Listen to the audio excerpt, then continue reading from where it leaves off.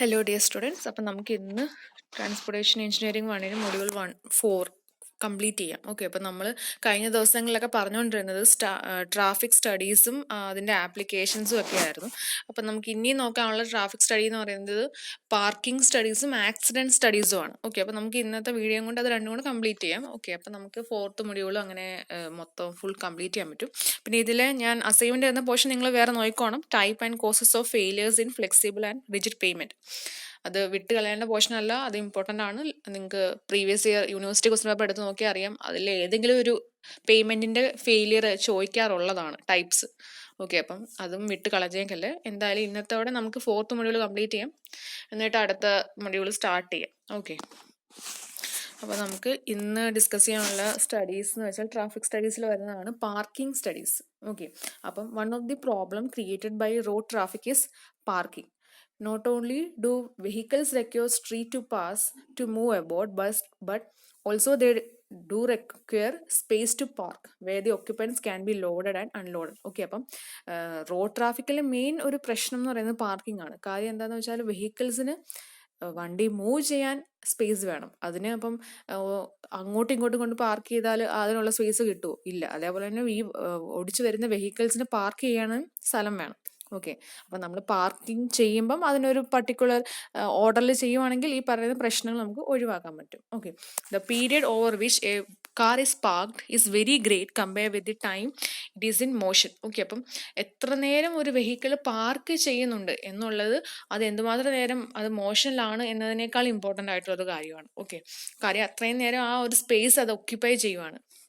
Okay, every car owner would wish to park the car as closely as possible to his destination so as to minimize his walking. ആണല്ലോ അല്ലേ? നമ്മൾ എത്രയും അടുത്ത് നമുക്ക് കൊണ്ടുപോയി park ചെയ്യാൻ പറ്റുന്ന അത്രയും അടുത്ത് നമ്മൾ വെക്കാനാണ് ഓരോ ഡ്രൈവേഴ്സും വിഷ് ചെയ്യുന്നത്. Okay, traveling vehicles at one time or another will need to park for short or long time.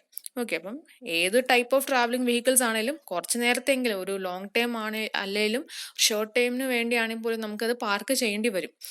Need for parking space is great in areas wear land use include business, residential or commercial. Okay, അപ്പോൾ ഈ ഏരിയയിലൊക്കെ ഒത്തിരി car പാർക്കിങ്ങിൻ്റെ ആവശ്യം ഉള്ള areas ആണ് അല്ലേ. Commercial areas ആണെങ്കിലും എന്തെങ്കിലും സാധനം മേടിക്കാൻ പറ്റുന്നവരായിരിക്കും. അപ്പോൾ അവർ കാറും കൊണ്ട് വന്നു കഴിഞ്ഞാൽ അവർക്ക് എവിടെയെങ്കിലും പാർക്ക് ചെയ്യാൻ സ്ഥലം വേണം അല്ലേ. അല്ലെങ്കിൽ എവിടെയെങ്കിലും ആരുടെയും വീട്ടിൽ ചെല്ലുകയാണെങ്കിലും നമുക്ക് അവിടെ എവിടെയെങ്കിലും പാർക്ക് ചെയ്യാൻ പറ്റണം നമ്മുടെ വണ്ടി.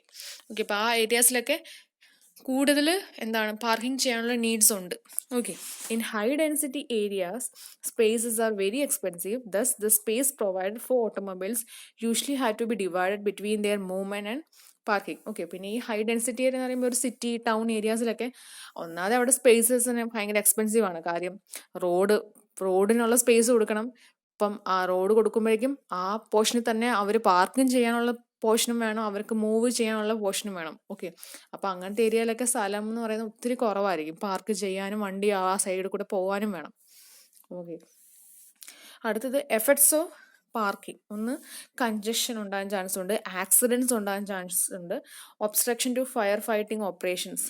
ഫയർ ഫൈറ്റിംഗ് ഓപ്പറേഷൻസ് എന്ന് വെച്ചാൽ ഇപ്പോൾ ഇൻ കേസ് എവിടെയെങ്കിലും ഫയർ ഉണ്ടായി, ഓക്കെ, അപ്പോഴേക്കും പെട്ടെന്ന് ഫയർ സ്റ്റേഷനിൽ നിന്ന് അവർ വണ്ടി കൊണ്ടുവരുന്നു. അപ്പം നിങ്ങൾക്ക് അറിയാമോ എന്നറിയില്ല, ഈ സിറ്റി ഏരിയയിലൊക്കെ ഈ ഫയർ എവിടെയെങ്കിലും ഉണ്ടെങ്കിൽ ഈ ഫയർ കെടുത്താൻ വേണ്ടിയുള്ള വാട്ടർ അത് പൈപ്പ് ലൈൻസ് ആയിട്ട് ഈ നമ്മുടെ റോഡിൽ തന്നെ ഉണ്ട്. അതിനെ ഫയർ ഹൈഡ്രൻ്റ് എന്നാണ് പറയുന്നത്. അപ്പം ഇവർ കൊണ്ടുവരുന്ന ആ ഹോസ് അതിലോട്ട് കണക്ട് ചെയ്തിട്ടായിരിക്കും ചിലപ്പം ഈ കെടുത്താനൊക്കെ നിൽക്കുന്നത്. അപ്പം നമ്മുടെ വണ്ടിയല്ലോ അവിടെ വന്ന് കിടക്കും, ആ പാർക്ക് ചെയ്തിരിക്കുന്നതിൻ്റെ അടുത്ത് ഈ ഫയർ ഹൈഡ്രൻ്റ് വന്ന് കിടക്കുമെന്ന് വിചാരിച്ചു.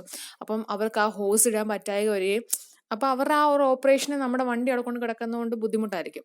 ഓക്കെ, അപ്പോൾ അങ്ങനത്തെ ഫയർ ഫൈറ്റിംഗ് ഓപ്പറേഷൻസിനെയൊക്കെ ബാധിക്കും ഈ പറയുന്ന പാർക്കിങ്സ് എന്ന് പറയുന്നത്.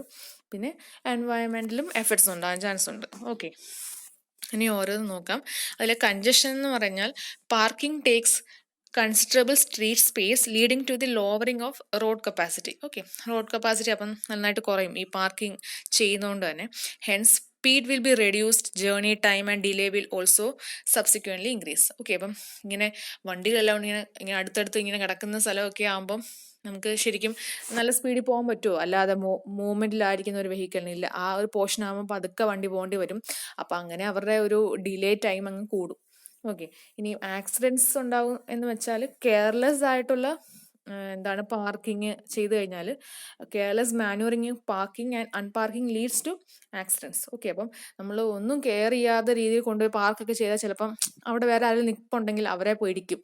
അല്ലെങ്കിൽ നമ്മൾ പാർക്ക് ചെയ്ത വണ്ടിയെ തിരിച്ചെടുക്കുവാണ്, അൺപാർക്ക് ചെയ്യുമ്പോഴും ബാക്കിൽ നിൽക്കുന്ന ആൾക്കാരെ ഒന്നും ശ്രദ്ധിക്കുന്നില്ലെങ്കിൽ അവിടെ ആക്സിഡൻസ് ഉണ്ടാവും. Okay, common type of parking accidents occur while driving out a car from the parking area, careless opening of the doors of parked car, and while bringing in the vehicle to the parking lot for parking. ഈ ടൈമിലൊക്കെയാണ് accidents ഉണ്ടാകാൻ chance ഉള്ളത്. Okay, അടുത്തത് environmental പൊല്യൂഷന് കാരണമാവും. അതെങ്ങനെയാണെന്ന് വെച്ചാൽ they also cause pollution to the environment because stopping and starting of vehicles while parking and unparking results in noise and fumes.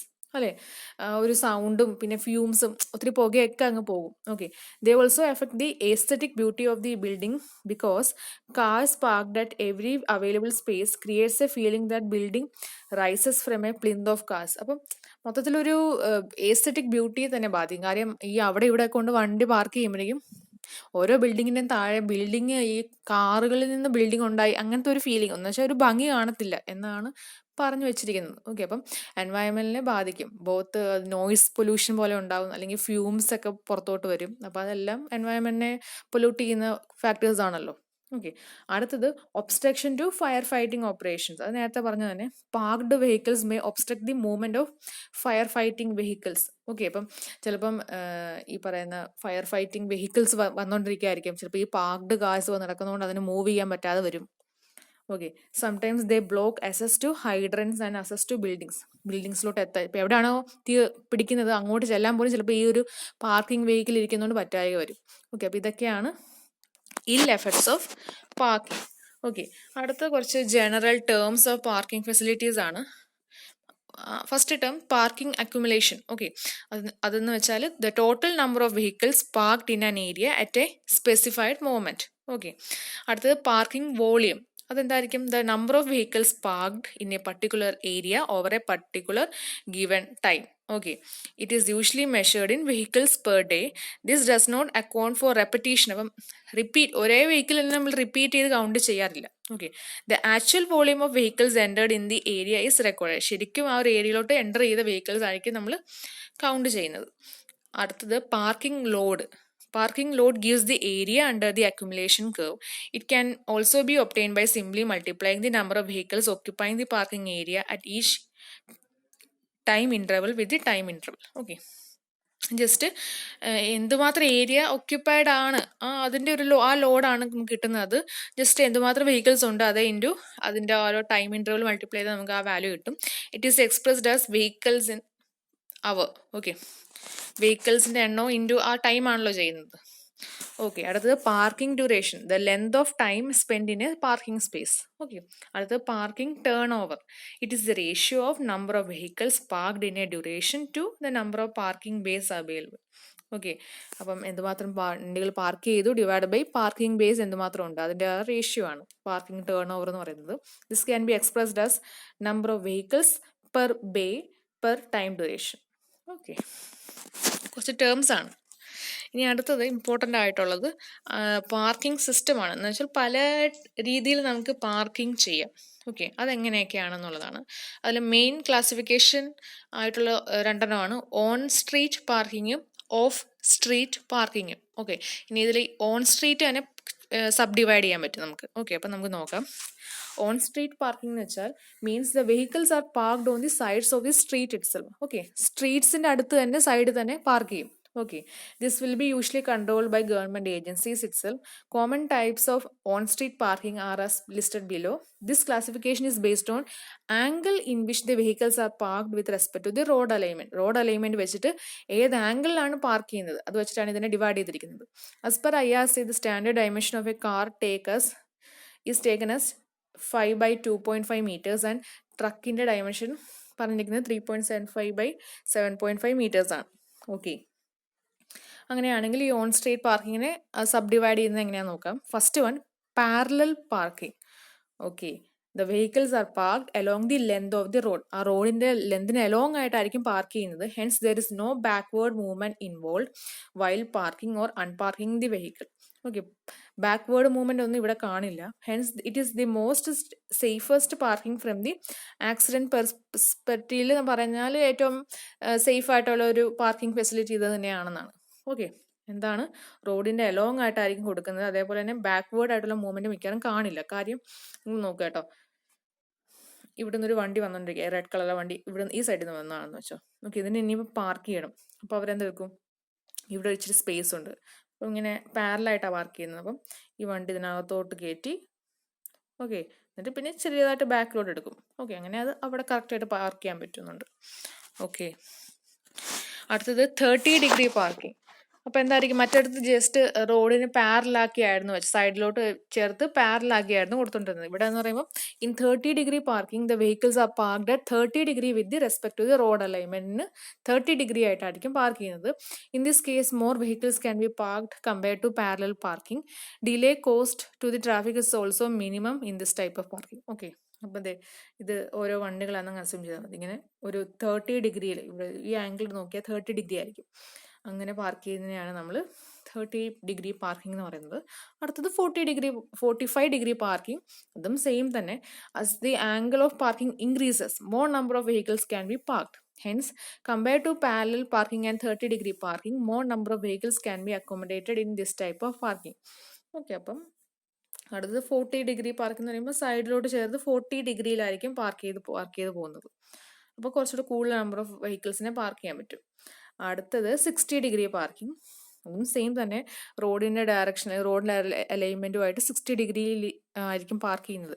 അങ്ങനെ കറക്റ്റ് 60 ഡിഗ്രി എന്ന് വെച്ചാൽ അവരിങ്ങനെ റോഡിൽ ഇങ്ങനെ വരച്ചു വെച്ചിട്ടുണ്ടായിരിക്കും, വൈറ്റ് ലൈൻസ് വെച്ച് വരച്ചു വെച്ചിട്ടുണ്ടായിരിക്കും. അപ്പം നമ്മൾ കറക്റ്റ് അതിനകത്തോട്ട് അങ്ങ് പാർക്ക് ചെയ്തിട്ടാൽ മതി. Okay, more number of vehicles can be accommodated in this type of parking. Okay, അടുത്തത് 90 ഡിഗ്രി പാർക്കിംഗ് അല്ലെങ്കിൽ right angle parking. In right angle parking or 90 degree parking the vehicles are parked perpendicular to the direction of road. ആണല്ലോ അല്ലേ, direction of road അങ്ങോട്ടോ അല്ലെങ്കിൽ ഈ സൈഡിലായിരിക്കും, അതിന് perpendicular ആയിട്ടായിരിക്കും park ചെയ്യുന്നത്. Although it consumes maximum width, length required is very little. Width കൂടുതൽ എടുക്കുമെങ്കിൽ പോലും ലെന്തിന്റെ ഒരു ആവശ്യം വരുന്നത് അത്രയും വരുന്നില്ല. ഓക്കെ, പാർക്ക് ചെയ്യാൻ വേണ്ടി. In this type of parking the vehicles need complex manuring and this may cos severe accident. Okay, അപ്പം ഈ ടൈപ്പ് ഓഫ് പാർക്കിംഗ് ചെയ്യാൻ വേണ്ടി അത് വണ്ടി ഓടിക്കുന്നവർക്ക് നല്ലൊരു കഴിവ് വേണം, കറക്റ്റ് ആ ഒരു 90 ഡിഗ്രിയിൽ കൊണ്ട് നിർത്താനൊക്കെ. അപ്പം ഈ ഒരു കേസിൽ ഇച്ചിരി ആക്സിഡൻസ് ഒക്കെ ഉണ്ടാകാൻ ചാൻസ് ഉണ്ട്.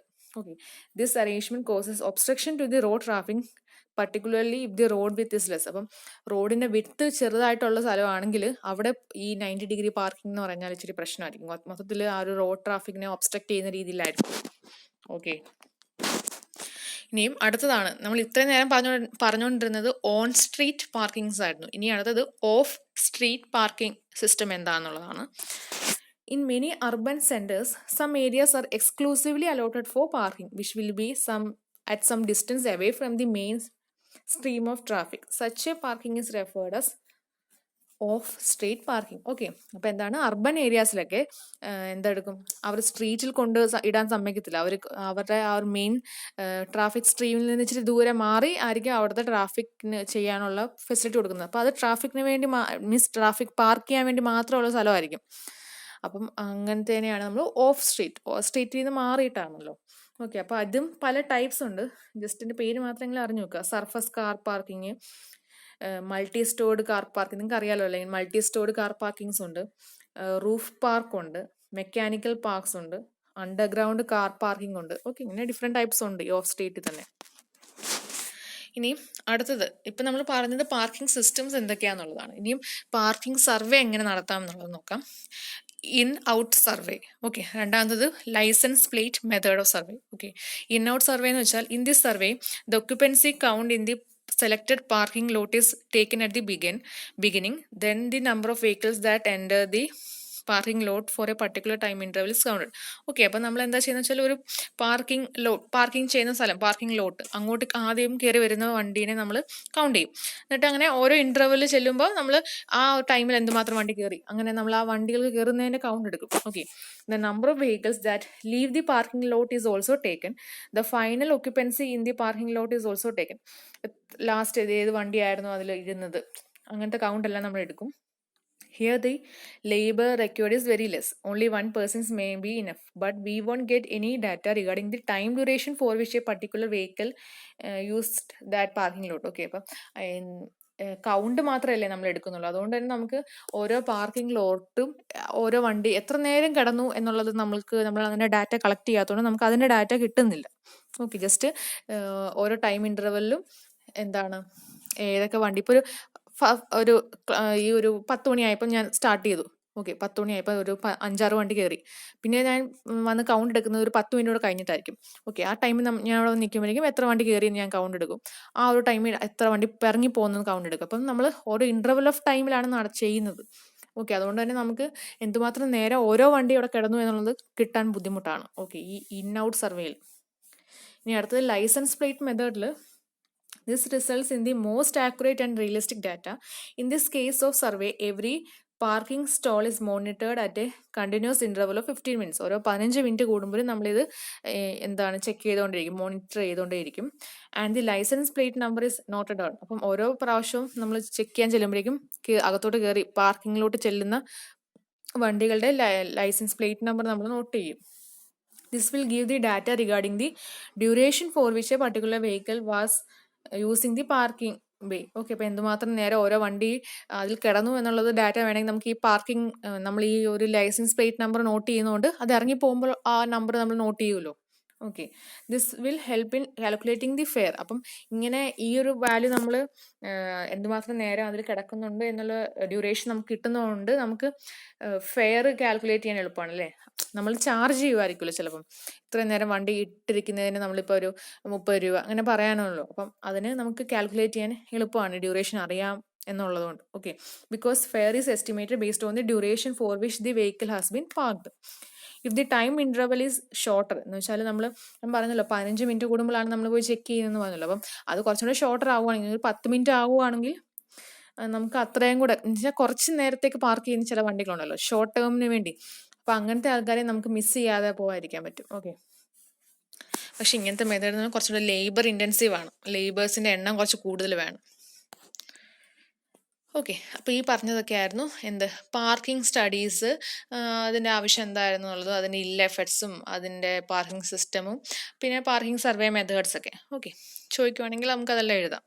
ഓക്കെ, ഇനി അടുത്തതാണ് ലാസ്റ്റ് വൺ ആണ് accident studies. Okay, the problem of accident is a very acute in highway transportation due to complex flow pattern of vehicular traffic, presence of mixed traffic along with pedestrians. Okay, mixed traffic ആണ് India എന്ന കണ്ടിലെ road ട്രാഫിക്കിൽ പെഡസ്ട്രിയൻസിൻ്റെ പ്രസൻസും ഇതെല്ലാം കാരണം accidents ഉണ്ടാകാനുള്ള chance കൂടുതലാണ്.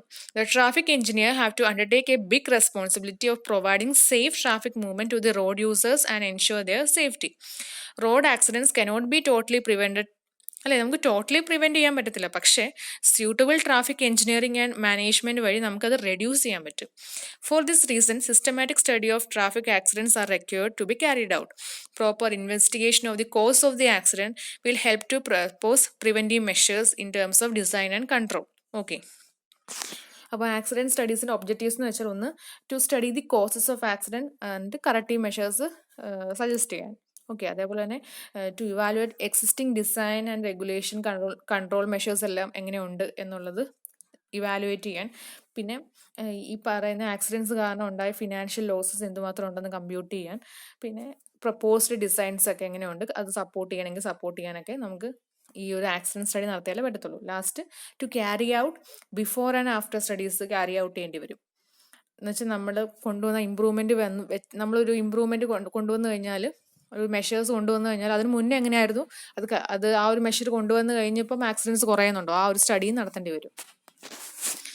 അടുത്തത് causes off road accidents. അപ്പം causes എന്ന് പറയുമ്പം റോഡ് യൂസേഴ്സ് കാരണം ഉണ്ടാവും, വെഹിക്കിൾസ് കാരണം ഉണ്ടാവും, റോഡിൻ്റെ കണ്ടീഷൻ, റോഡിൻ്റെ ഡിസൈൻ, എൻവയറമെന്റൽ ഫാക്ടേഴ്സ്, ഇതൊന്നും അല്ലാതെ അതർ കോസസ് കാരണം ഉണ്ടാവും. റോഡ് യൂസേഴ്സ് എന്ന് പറയുമ്പം എക്സസൈസ് സ്പീഡിലും റാഷ് ഡ്രൈവിങ്ങിലൊക്കെ വരുന്ന ആൾക്കാരും ബൈക്കൊക്കെ ഓടിക്കുന്നവന്മാരും കാണും. അപ്പം അവർ കാരണവും ഈ പറയുന്ന ആക്സിഡൻറ്റ്സ് ഉണ്ടാകും. ട്രാഫിക് റൂൾസ് വയലേറ്റ് ചെയ്യുമ്പോൾ പിന്നെന്താണ് ഫെയിലിയർ ടു പെർസീവ് ട്രാഫിക്കിൻ്റെ സിറ്റുവേഷൻ മനസ്സിലാക്കാനുള്ള ടൈം എടുക്കുമല്ലോ, അപ്പോൾ അത് കാരണം, അല്ലെങ്കിൽ സിഗ്നൽസ് സൈൻസ് ഒന്നും ശ്രദ്ധിക്കാത്തതുകൊണ്ട്, പിന്നെന്താണ് എന്തെങ്കിലും വയ്യായിക വരുന്നതുകൊണ്ട്, കെയർലെസ്നെസ്, ആൽക്കഹോൾ കൺസ്യൂം ചെയ്തിട്ടുണ്ടെങ്കിൽ, അല്ലെങ്കിൽ ഒന്ന് ഉറങ്ങിപ്പോയാലും ആക്സിഡൻറ്റ്സ് ഉണ്ടാകാൻ ചാൻസ് ഉണ്ട്. ഇനി വെഹിക്കിൾസ് എന്ന് വെച്ച് പറഞ്ഞാൽ ചിലപ്പം വെഹിക്കിൾസിൻ്റെ പ്രശ്നം എന്ന് പറയുമ്പം അതിൽ ബ്രേക്കിന് എന്തെങ്കിലും ഒരു പ്രശ്നം വന്നു കഴിഞ്ഞാൽ, അല്ലെങ്കിൽ സ്റ്റിയറിംഗിൻ്റെ സിസ്റ്റത്തിന് എന്തെങ്കിലും പ്രശ്നം വന്നു കഴിഞ്ഞാൽ, ലൈറ്റിങ്ങിന് നമുക്ക് രാത്രിയൊക്കെ ആണെങ്കിൽ ലൈറ്റിങ്ങിന് എന്തെങ്കിലും പ്രശ്നം വന്നു കഴിഞ്ഞാലൊക്കെ ടയർ പൊട്ടിയാൽ, ടയർ പഞ്ചറായാലൊക്കെ ആക്സിഡൻറ്റ്സ് ഉണ്ടാകാൻ ചാൻസ് ഉണ്ട്. അടുത്തത് റോഡിൻ്റെ കണ്ടീഷൻ എന്ന് വെച്ചാൽ റോഡിൽ ഒത്തിരി കുറേ കുഴിയും അല്ലെങ്കിൽ പോട്ട് ഹോൾസ്, റോഡിൻ്റെ സർഫസിൽ സ്കിഡിങ് ഉണ്ടാകാൻ ചാൻസ് ഉള്ള സർഫസ് ആണെങ്കിലൊക്കെ അവിടെ ആക്സിഡൻറ്റ് ഉണ്ടാകും. അടുത്തത് റോഡിൻ്റെ ഡിസൈൻ എന്ന് വെച്ചാൽ നമ്മൾ ഡിസൈൻ ചെയ്യുമ്പോൾ നമ്മൾ ഫസ്റ്റ് മൊഡ്യൂളിൽ പഠിച്ച പോലെ ഹൈവേ ജോമെട്രിക് ഡിസൈൻസ് ഒക്കെ വെച്ചിട്ടാണല്ലോ. അപ്പോൾ അത് ഡിഫക്റ്റീവ് ആയിട്ടുള്ള ഡിസൈൻസ് ആണെങ്കിൽ എന്ന് വെച്ചാൽ ആവശ്യത്തിനുള്ള സൈഡ് ഡിസ്റ്റൻസ്, ഷോൾഡറിൻ്റെ വിഡ്ത്ത്, ഇംപ്രോപ്പർ കേർവിൻ്റെ ഡിസൈനാണ്, ട്രാഫിക് കൺട്രോൾ ഡിവൈസ് ഒന്നും ശരിക്കും അല്ല ഡിസൈൻ ചെയ്തെങ്കിൽ, ലൈറ്റിംഗ് ഒന്നും ശരിയല്ലെങ്കിൽ, ഇതെല്ലാം കാരണവും ഉണ്ടാകാൻ ചാൻസ് ഉണ്ട് ആക്സിഡൻറ്റ്സ്. അടുത്തത് എൻവയറമെൻ്റൽ ഫാക്ടേഴ്സ്. അപ്പോൾ അൺഫേവറബിൾ എൻവയറമെൻ്റൽ വെതർ കണ്ടീഷൻ ആണെങ്കിൽ എന്ന് വെച്ചാൽ മിസ്റ്റ്, സ്നോ, അല്ലെങ്കിൽ പെട്ടെന്ന് റെയിൻഫോൾ, ഹെവി റെയിൻഫോൾ ഒക്കെ വന്നു കഴിയുമ്പോൾ നമ്മുടെ വിസിബിലിറ്റീനെ ബാധിക്കും അല്ലേ. അപ്പോൾ നമുക്ക് ഡ്രൈവ് ചെയ്യുന്നത് സേഫായിട്ട് പോകാൻ പറ്റത്തില്ല. അടുത്തത് അതർ കോസസ്. ഇതൊന്നും അല്ലാത്ത കോസസ് എന്ന് പറയുമ്പോൾ എന്തായിരിക്കും? ഈ ഇംപ്രോപ്പർ ലൊക്കേഷൻ, അഡ്വർടൈസ്മെന്റ് ബോർഡൊക്കെ അവിടെ ഇവിടെ കൊണ്ട് ലൊക്കേറ്റ് ചെയ്താൽ അത് ആക്സിഡൻസിന് കാരണമാവും. അതേപോലെ തന്നെ ഈ ലെവൽ ക്രോസിങ്ങിൻ്റെ ഗേറ്റ് ക്ലോസ് ചെയ്തിട്ടില്ലെങ്കിൽ, എന്ന് വെച്ചാൽ ഇപ്പോൾ ട്രെയിൻ പോകുന്നിടത്താണല്ലോ ലെവൽ ക്രോസിങ്സ് വരുന്നത്, അപ്പം കറക്റ്റായിട്ട് അത് ക്ലോസ് ചെയ്തില്ലെങ്കിൽ നമ്മൾ അറിയുന്നില്ല, ശ്രദ്ധിക്കുന്നില്ല. അപ്പം നമ്മൾ പാസ് ചെയ്യാൻ നോക്കുമ്പോൾ പെട്ടെന്ന് ട്രെയിൻ വന്ന് അങ്ങനെ ഒരു കൊളീഷൻ നടക്കാൻ ചാൻസ് ഉണ്ട്. അപ്പം അതൊക്കെ അതർ കോസസിൽ വരുന്നതാണ്. ഓക്കെ, ഇനിയും ആക്സിഡൻറ്റ് സ്റ്റഡീസ് ആൻഡ് റെക്കോർഡ്. അപ്പോൾ ആക്സിഡൻറ്റ് സ്റ്റഡി എന്ന് പറയുമ്പോൾ അതിൽ എന്തൊക്കെ ഇൻക്ലൂഡ് ആവുന്നുണ്ടെന്ന് നോക്കാം. ആക്സിഡൻറ്റ് ഡാറ്റ കളക്ഷൻ വേണം, preparation of accident reports, preparation of location file, preparation of diagram showing the collision, ആ ഒരു കൊളീഷൻ കാണിക്കുന്ന ഒരു ഡയഗ്രാം വരച്ച് കാണിക്കേണ്ടി വരും, സജസ്റ്റിംഗ് റെമഡിയൽ മെഷേഴ്സ്. ഓക്കെ, ഇതിലെ ആദ്യം പറഞ്ഞ ഡാറ്റ കളക്ഷനിൽ എന്തൊക്കെ ചെയ്യണം എന്നുള്ളത്. The data to be collected should comprises all these parameters. ഒന്ന് ജനറൽ ആയിട്ടുള്ള കാര്യം എന്ന് വെച്ചാൽ date, time, persons involve in accident, classification of accident like fatal, serious and minor. എന്ന് വെച്ചാൽ ആരെങ്കിലും മരിച്ചു പോയിട്ടുണ്ടെങ്കിൽ അങ്ങനെ, അല്ലെങ്കിൽ കുറച്ചും കൂടെ അല്ലാതെ മരിച്ചിട്ടില്ല പക്ഷേ സീരിയസ് ആണെങ്കിൽ ആ ഒരു ക്ലാസിഫിക്കേഷൻ, അല്ലെങ്കിൽ മൈനർ ക്ലാസിഫിക്കേഷൻ ആണെങ്കിൽ അങ്ങനെ ഒരു ക്ലാസിഫിക്കേഷൻ കൊടുക്കണം. എവിടെയാണ് ആ ഒരു ആക്സിഡൻറ്റ് ഉണ്ടായത് അതിനെപ്പറ്റിയുള്ള ഡീറ്റെയിൽസ്, വെഹിക്കിൾസിൻ്റെ ഡീറ്റെയിൽ, അതിൻ്റെ രജിസ്ട്രേഷൻ നമ്പർ, അതിൻ്റെ ടൈപ്പ് എങ്ങനത്തെയാണ്, വെഹിക്കുലർ ഡിഫക്ട്സ് എന്തെങ്കിലും ഉണ്ടായിട്ടുണ്ടായിരുന്നോ, അങ്ങനത്തെ കാര്യങ്ങൾ, നേച്ചർ ഓഫ് ആക്സിഡൻറ്റ്, എന്തെങ്കിലും ഇഞ്ചുറി, ഡാമേജോ, കൊളീഷനാണോ, അങ്ങനെയൊക്കെ നോക്കണം. റോഡിൻ്റെ ട്രാഫിക്കിൻ്റെ കണ്ടീഷൻസ്, ജോമെട്രി, സർഫസ് ക്യാരക്ടറിസ്റ്റിക്സ്, ട്രാഫിക്കിൻ്റെ ഡെൻസിറ്റി, ആ കാര്യങ്ങൾ, പ്രൈമറി കോസസ് ഓഫ് ആക്സിഡൻറ്റ്, പിന്നെ ആക്സിഡൻറ്റ് കോസ്റ്റ്, ആ ഒരു ആക്സിഡൻറ്റ് കാരണം എന്തുമാത്രം പ്രോപ്പർട്ടി ഡാമേജ് ഉണ്ടായി, പേഴ്സണൽ ഇഞ്ചുറി ഉണ്ടായി, കാഷ്വാലിറ്റി ഉണ്ടായി, ഈ കാര്യങ്ങളൊക്കെ നോട്ട് ചെയ്യണം. ഇതൊക്കെയാണ് ഡാറ്റ കളക്ഷൻ എന്ന് പറയുന്നത്. ഓക്കെ, അത് കഴിഞ്ഞിട്ട് പിന്നെ അവർ ആക്സിഡൻറ്റ് റിപ്പോർട്ട് റെഡിയാക്കുന്നതും, ലൊക്കേഷൻ ഫയൽസ് റെഡിയാക്കുന്നതും, ഡയഗ്രാംസ് ഒക്കെ റെഡിയാക്കുന്നതും. ഓക്കെ, നിങ്ങൾക്ക് ടെക്സ്റ്റ് ബുക്കിലൊക്കെ നോക്കിയതിൻ്റെ ഇച്ചിരി ഡീറ്റെയിൽഡ് കാര്യങ്ങൾ അറിയാം. അപ്പോൾ പക്ഷെ നമുക്ക് അതിൻ്റെ ഒന്നും ആവശ്യമില്ല, നമുക്ക് ജസ്റ്റ് കാര്യങ്ങൾ എന്താണെന്നുള്ള സ്റ്റെപ്സിനെങ്കിലും അറിഞ്ഞു വെക്കുക. ഓക്കെ, ഇനി ഇതെല്ലാം കഴിഞ്ഞിട്ട് നമ്മൾ എന്താണ് പ്രിവെൻറ്റീവ് മെഷേഴ്സ് സജസ്റ്റ് ചെയ്യും. ഓക്കെ, അപ്പം റോഡ് ആക്സിഡൻറ്റ്സ് കുറയ്ക്കാനുള്ള പ്രിവെൻഷൻ എന്ന് പറഞ്ഞാൽ മെയിൻലി ചെയ്യാൻ പറ്റുന്ന കാര്യങ്ങളൊക്കെയാണ് ഇതിൽ കൊടുത്തിരിക്കുന്നത്. Strict punishment should be enforced by government if a person drives in over speed. Okay, അടുത്തത് installation of speed limit and warning signs ഒക്കെ കൊടുക്കുക. സ്പീഡ് ബ്രേക്കേഴ്സ്, ഈ ഇൻ്റർസെക്ഷൻ എന്ന് വെച്ചാൽ ജംഗ്ഷനിലോട്ടൊക്കെ വരുമ്പോഴേക്കും സ്പീഡ് കുറയ്ക്കാനുള്ള സ്പീഡ് ബ്രേക്കേഴ്സ് കൊടുക്കുക. 2 വീലേഴ്സിന് 50 to 70 km/h സ്പീഡ് കൂട്ടാൻ സമ്മതിക്കരുത്. അതേപോലെ തന്നെ ഈ പറയുന്ന റൂൾസ് എല്ലാം പ്രോപ്പർലി പീപ്പിൾസ് അവർ അത് ഫോളോ ചെയ്യുവാണെങ്കിൽ ആക്സിഡൻറ്റ്സ് പതുക്കെ കുറഞ്ഞോളൂ. ഓക്കെ, അപ്പോൾ ഇത്രയാണ് ഇന്നത്തെ ക്ലാസ്സിലുള്ളത്. നിങ്ങൾ ഇമ്പോർട്ടൻറ്റ് പോയിന്റ്സ് എഴുതി ലെക്ചർ നോട്ട് അപ്ലോഡ് ചെയ്യുക. എന്തെങ്കിലും ഡൗട്ട് ഉണ്ടെങ്കിൽ ചോദിക്കുക. അടുത്ത ദിവസം നമുക്ക് പുതിയ മൊഡ്യൂൾ സ്റ്റാർട്ട് ചെയ്യാം. ഓക്കെ.